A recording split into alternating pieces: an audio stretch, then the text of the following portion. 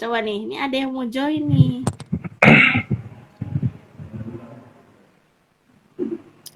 Halo, Bopo, Kang Syarif. Keren, keren. Kalian keren.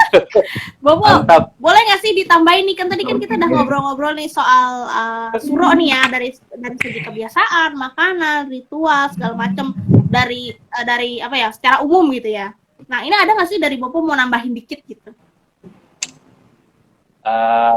Sebenarnya peristiwa suro itu kan manusia Jawa ini kan sangat orientasinya kan sangat makrokosmotik sekali gitu ya. Jadi pada bulan suro ini kedudukan planet-planet memang mengarah pada peristiwa-peristiwa wingit, peristiwa-peristiwa sangar. Itu sejak dari dulu sampai sekarang. Nah, orang leluhur Jawa kita menandai itu dengan beberapa laku-laku ritual. Salah satunya peristiwa Karbala kan memang terjadi di bulan Muharram di Asyuara ini kan. Nah, itu sebagai wujud empati kita atas semua peristiwa besar dan sebagai kecermatan dan kehati-hatian kita melakukan laku-laku prihatin agar peristiwa-peristiwa yang tidak mengenakan tidak terjadi mulai dari awal tahun ini sampai nanti tahun berakhir gitu. Jadi kita itu nggak pernah bisa lepas dari pengaruh makrokosmos, kedudukan planet, kedudukan bintang, kedudukan apa itu sangat mempengaruhi pola pikir leluhur kita. Nah, suro itu terkait dengan itu semua. Oh, begitu. Nah, kira-kira begitu. Terus tadi ada pertanyaan.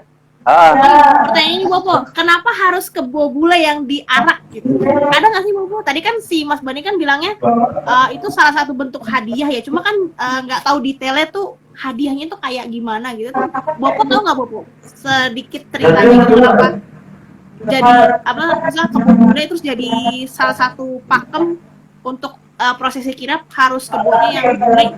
Tahu nggak Bopo ceritanya? Terakhir kemarin kita ke museum ini Kasunanan, aku tuh melihat itu satu tengkorak yang menjadi leluhur dari para kebo bule itu. Nah, kebo bule itu memang benar kata yang Mas Bani sampaikan, itu hadiah dari seseorang di daerah Ponorogo ya? Mancanagari. Ya, kalau Ponorogo dulu sebutannya Mancanagari, dari di luar negeri gitu, luar negerinya Kasunanan. Sebagai penghormatan atas pemberian tersebut dan memang banyak manfaatnya waktu itu kebo bule. Kalau orang Jawa itu memandang sesuatu kan selalu di sebutannya antropomorfo ya, yang menganggap segala sesuatu itu sebagai manusia, diberi nama, diperlakukan sebagaimana manusia, kayak kebo bule atau kereta kencana, meriam, pusaka. Nah, itu apa sebutannya? Istilah. Nah, itu. Jadi kebo bule itu dalam rangka untuk menghargai pemberian dari salah satu guru dari Sunan PB berapa gitu. Oh gitu. Berarti kayak kereta kencana atau yang tadi Bopo bilang, Kang Syarif bilang meriam ada namanya Ki siapa itu untuk menghargai pemberian dari orang itu ya, Bopo ya, Kang Syarif ya. Betul. Okay. Salah satu kelebihan orang Jawa kan itu, hal kecil apapun itu tidak akan pernah luput dari penghargaan gitu. Dulunya seperti itu. Apapun akan selalu diberi penghargaan dengan memberikan sematan nama yang terkesan menghormati. Baiklah. Nah, kalau yang tadi 10 suro pertanyaan Kak Silvi, orang-orang yang meninggal antara 1 sampai 10 itu karena memang kita tidak pernah lepas dari peristiwa makrokosmos, kedudukan planet, gerak laju bintang dan semuanya, itu akan membuat salah satu jasad dari manusia yang meninggal itu punya kelebihan tersendiri, makanya harus dijaga. Kalau enggak nanti diambil untuk dijadikan sesuatu sarana dalam olah laku mistik. Itu. Begitu ya, jadi harus kalau biar nggak terambil gitu, itu Bopo harus kayak kita harus itu tadi dijagain. Itu ya. Gimana Bobo? Itu tadi dijagain. Itu Oh. tadi dijagain. Ditungguin di yang samping itu ya? makamnya. Harus makamnya harus, Oh, yang makamnya itu iya ya? harus dijaga, Oh, oke, piket, oke. piket sampai hari tertentu, sampai nanti peristiwa kekuatan itu tidak akan berguna lagi di kemudian hari. Baik. Gitu. Oke, ada lagi nggak? Keren kalian, keren. Kang Sari, ada lagi nggak yang mau Ada ditambahin? mau apa sih kalau untuk laku sederhananya sih ya paling itu bener yang Mas Bani bilang, bikin tumpengan, nanti terus mandi besar, terus ucap thank you, terima kasih kepada leluhur, kepada orang tua, kepada kanan kiri yang kita sering pelajari, semua elemen yang ada di luar diri kita, yang di dalam diri kita, say thanks bahwa kita diberikan keselamatan setidaknya hingga akhir tahun dan akan menjelang tahun baru berikutnya. Jadi sehingga nanti pas dari tahun baru satu ini sampai nanti selesai habis lagi, kita akan mendapatkan banyak, kalau istilah Jawanya mendapatkan wilujeng rahayu, jadi keberkahan, keberlimpahan, kesehatan, panjang usia dan gitu.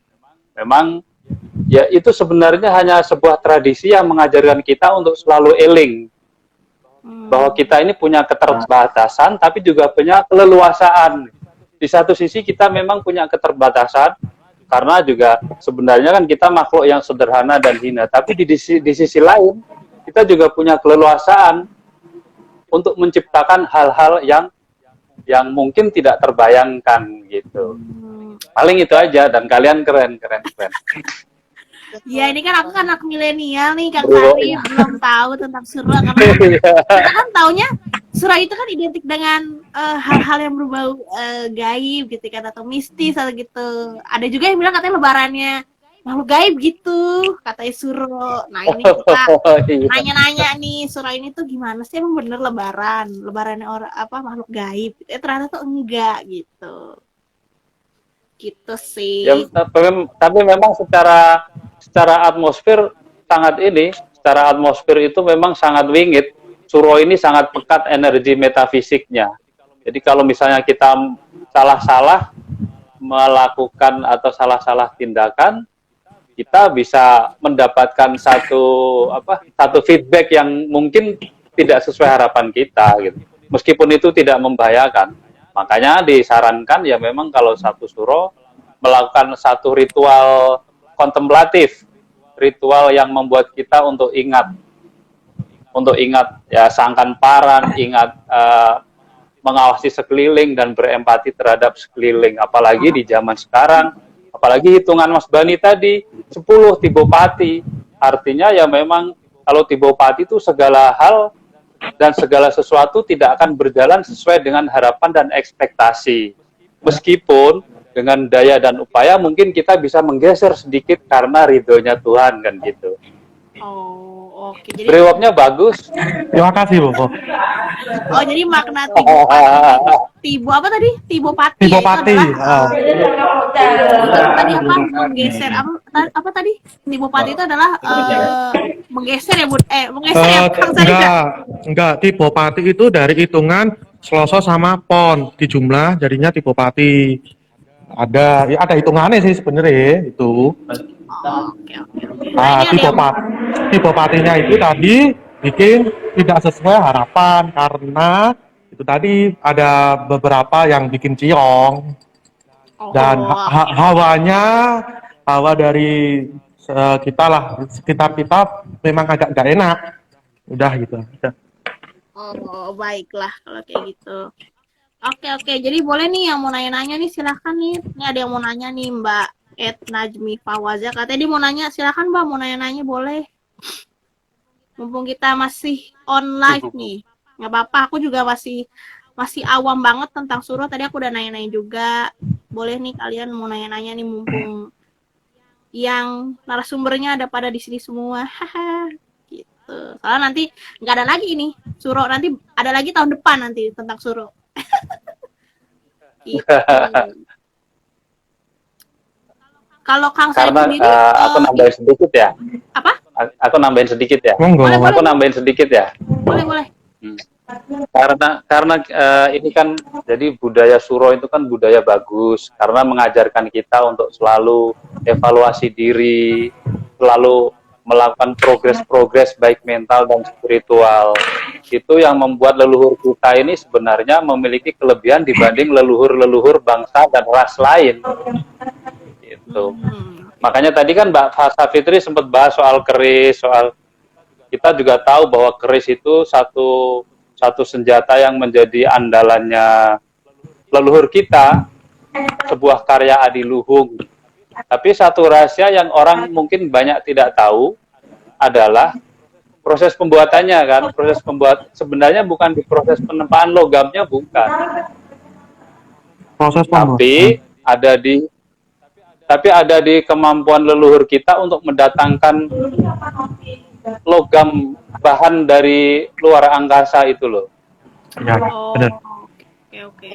Nah, jadi kalau menurut survei tanah yang di Jawa ini itu tanah yang paling banyak dijatuhin meteor. Nah, masalahnya apa? Kok bisa meteor sering jatuh?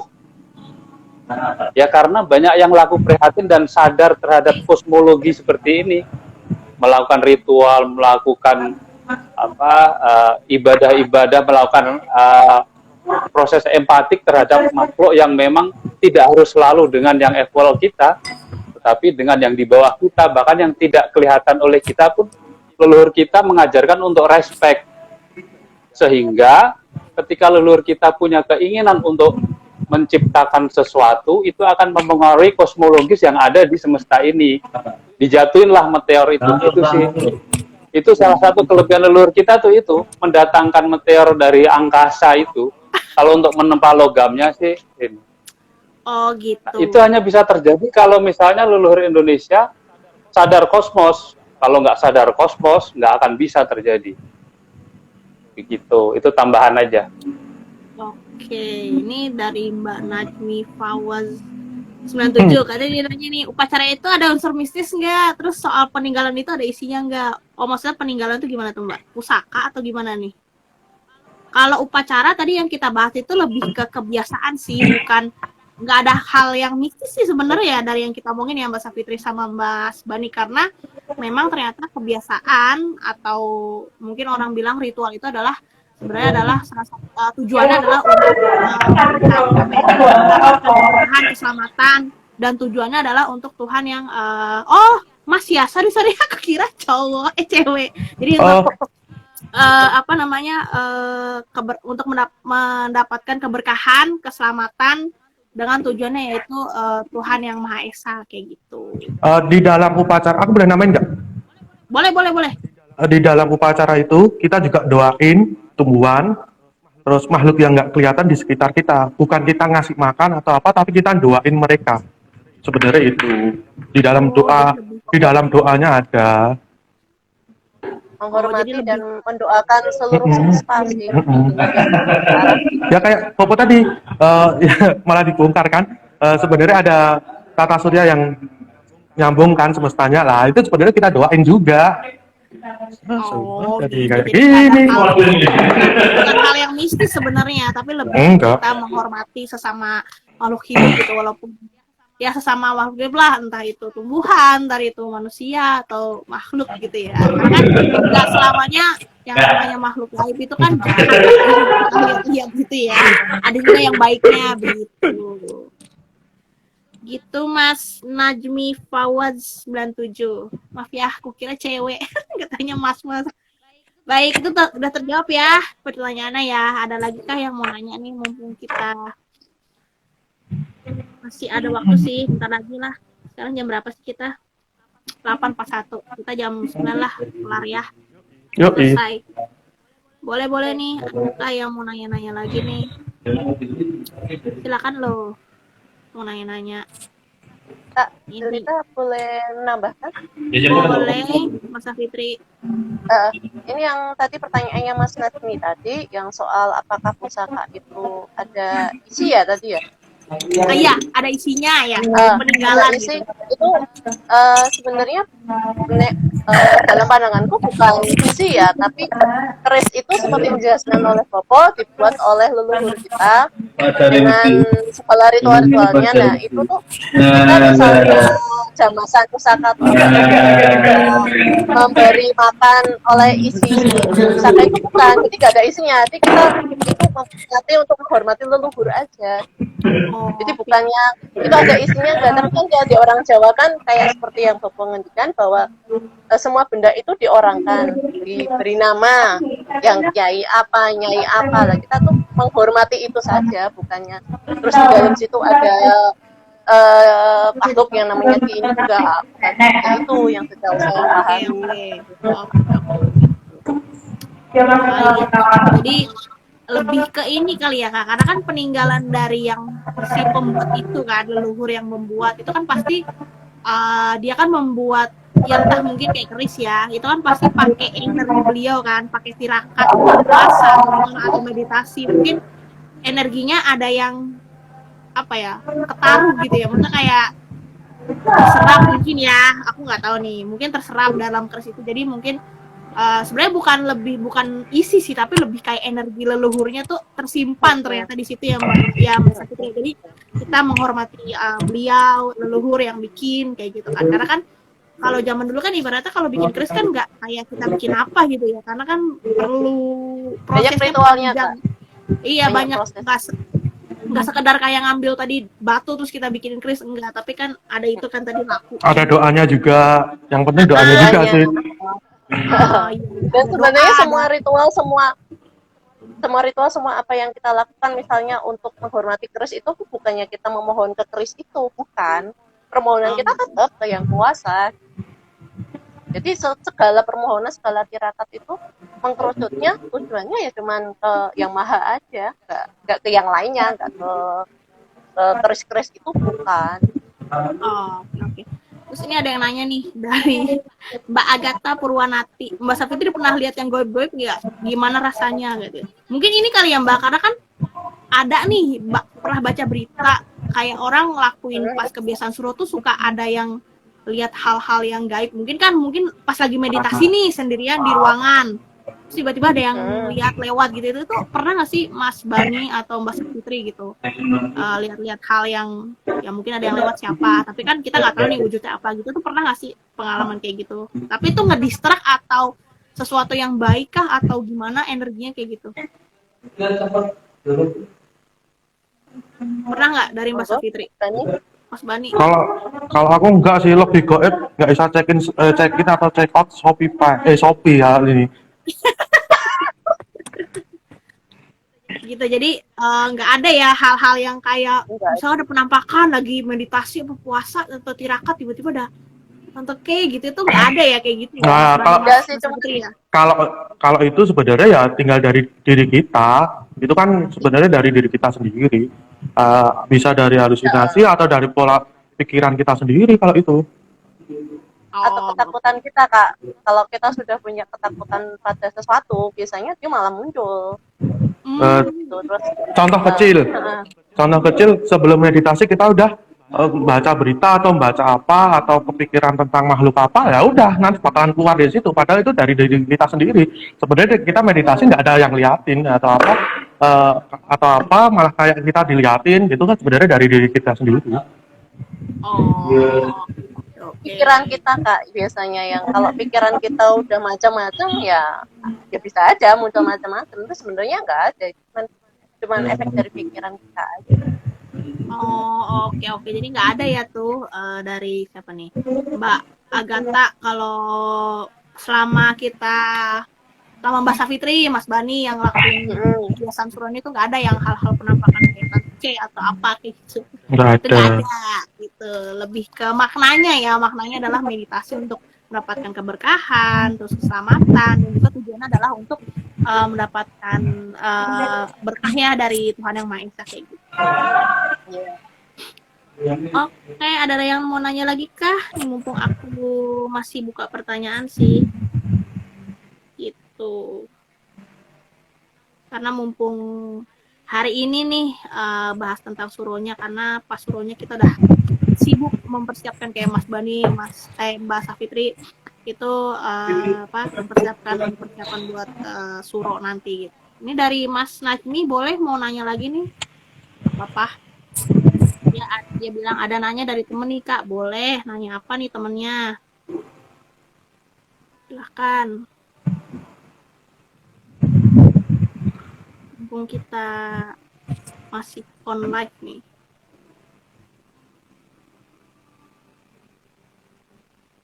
Oh, dia bilang kenapa kok kebo? Mungkin kebo boleh itu tiba-tiba berhenti di depan rumah abdi dalam, dan kenapa kotoran kebo katanya membawa berkah. Gimana tuh, Mas Afid? Aku baru dengar. Boleh jawab?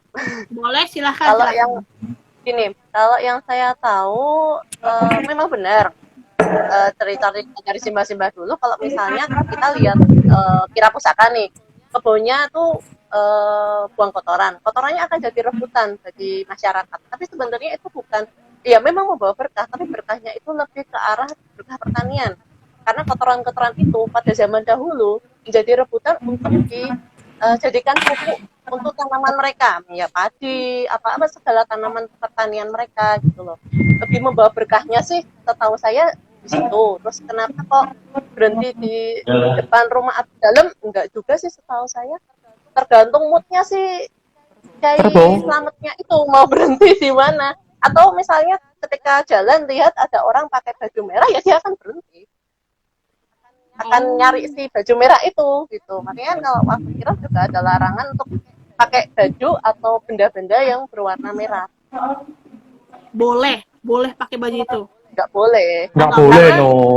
Nggak boleh. Jadi makanya jangan pakai itu gitu loh. Jadi kalau ada yang pakai itu, ya kebal akan berhenti ngeliatin si orang yang pakai merah itu. Karena warnanya mencolok, jadi dia tertarik. Jadi menarik perhatian dia gitu. Oh, begitu. Dan sekarang gini lah, dari kita kan nonton gelap-gelap. Lah, lu pakai baju merah sendiri, ya udah kan pasti akan tertarik mereka. Lalu kejar. Aduh, serem ya kalau dia berhenti terus ngejar gitu kan ya. Nah, kalau sekarang ada nggak sih Mbak Safitri, itu kan yang tadi bilang tentang kotoran kebo katanya membawa berkah. Kalau yang sekarang itu kan zaman simbah-simbah dulu kan yang disimpan buat pertanian. Kalau yang sekarang tuh masih ada nggak sih Mbak yang orang nyimpen kotoran kebunnya itu buat pertanian gitu? Masih ada nggak cerita yang dari simbah-simbah itu dilakuin sama orang sekitar gitu? Kalau dari pengalaman sih justru ada penyimpangan sih Kak. Penyimpangannya, kotorannya itu kayak dikeramatkan sama orang-orang, dianggap bisa nyembuhin lah, dianggap bawa apalah, bawa kebaikan, tolak bala. Padahal sebenarnya berkah dari kotoran itu tuh ya untuk pertanian, untuk kesuburan, untuk bumi gitu loh. Gitu. Oh gitu. Jadi jangan salah kaprah ya si Mas. Iya. Ntar takutnya buat luluran kan. Aduh, jangan dong. Harus bagus Pak. Bagus itu. Malah jadi bau, bukan berkah tapi malah bau gitu kan, karena kotoran kebo itu. Baiklah kalau begitu. Oh ya nih, satu pertanyaan terakhir kali ya. Kenapa semuanya tuh jalan pas kirap itu nggak pakai sendal? Itu kenapa tuh, Mbak? Karena laku prihatin kali ya, apa gimana ya? Terus saya. Boleh Mas Bani? Kalau esensinya yang saya tahu, satu, itu tradisi. Zaman dulu belum ada sendal. Kedua, itu sebagai grounding sama menyerap energi dari bumi. Sudah, itu toh. Jadi kita benar-benar los, nggak pakai alas kaki kan. Kita bisa nyerap dari bumi, untuk dari bawah, terus yang atas dari sekitar lah. Pokoknya kalau dari badan ke atas, dari sekitar sampai kepala. Terus kalau yang kaki ya udah lewatnya bumi itu tadi, makanya dianjurkan nggak pakai sendal. Udah itu tok sih. Iya. Boleh nambahin? Boleh. Jadi Kak, benar yang dikatakan Mas Bani bahwa kenapa kok kirap itu nggak pakai sendal, karena untuk grounding. Yang saya pahami juga memang tidak pakai sendal itu karena agar kita bisa menyatu dengan bumi, biar kita bisa terhubung langsung dengan energi bumi, bisa dibilang gitu.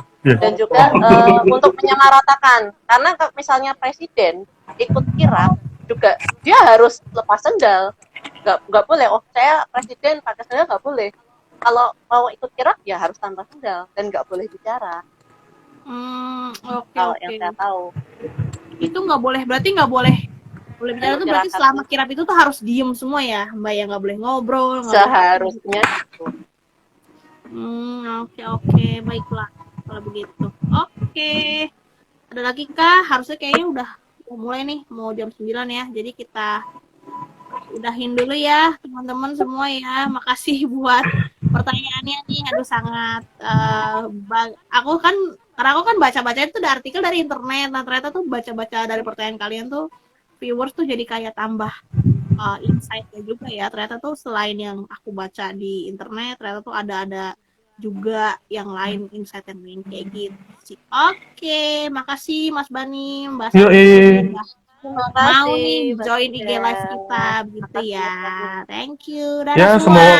semoga berkah semua ya. Ya, Amin, semoga berkah semua. Jadi, Yuk, makasih jangan lupa ya. viewers, viewers yang lain jangan lupa ya pantengin terus IG-nya BWM karena nextnya kita akan ngadain IG live lain dengan tema-tema yang menarik juga ya Mbak Safitri ya gitu. Jadi nanti ya, dan jangan lupa subscribe YouTube-nya BWM juga yang nanti kalau misalnya ketinggalan yang kemarin-kemarin misalnya kepo kemarin ada apa itu bisa langsung ke channel BWM juga. Iya, betul. Nanti kalau misalkan yang belum sempat juga nonton IG Live yang tadi nih dari jam 8 ini, boleh nanti nonton di feed-nya ini nih, Instagram ini nanti aku save kayak gitu ya. Dadah. Thank you, Mas Safitri. Terima kasih semua. Thank you. Dadah. Dadah. Sudah gabung semua.